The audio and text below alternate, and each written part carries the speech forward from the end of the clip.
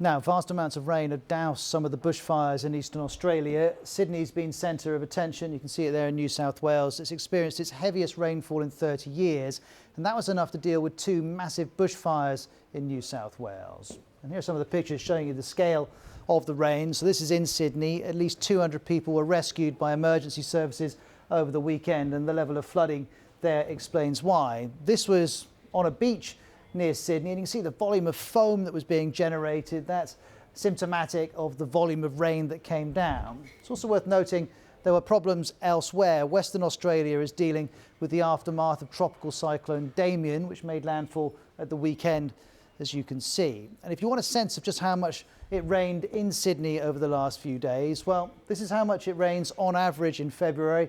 This is how much it rained over 4 days.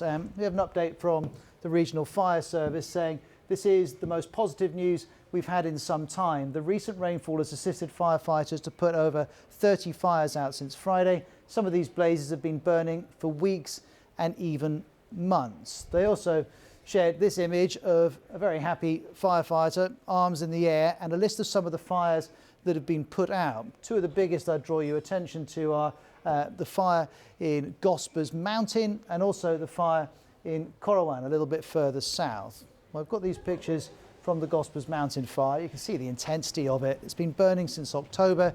It's destroyed 500,000 hectares and was considered a mega blaze that was too big to put out. The Corrowan fire, well, that burnt for 74 days. It destroyed a similar amount of land and more than 700 homes. I should say, though, there are still fires burning in New South Wales. This more detailed graphic shows them marked, most of them south of Sydney. The Rural Fire Service is estimating about 30 continue to burn, but more rain is expected and those could be put out too.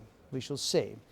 Another positive outcome is that water supplies have been replenished after years of doubt. For example, the Warragamba Dam supplies most of Sydney's water, and as you can see here, well, it's up to 60% full. That's up to 17% in a week, and you can see the difference between beforehand and the water beginning to rise as the rain has come down. But the heavy rains have also caused disruption and damage in Sydney, and of course that's bringing problems of its own. Here's the BBC's Shaima Khalil.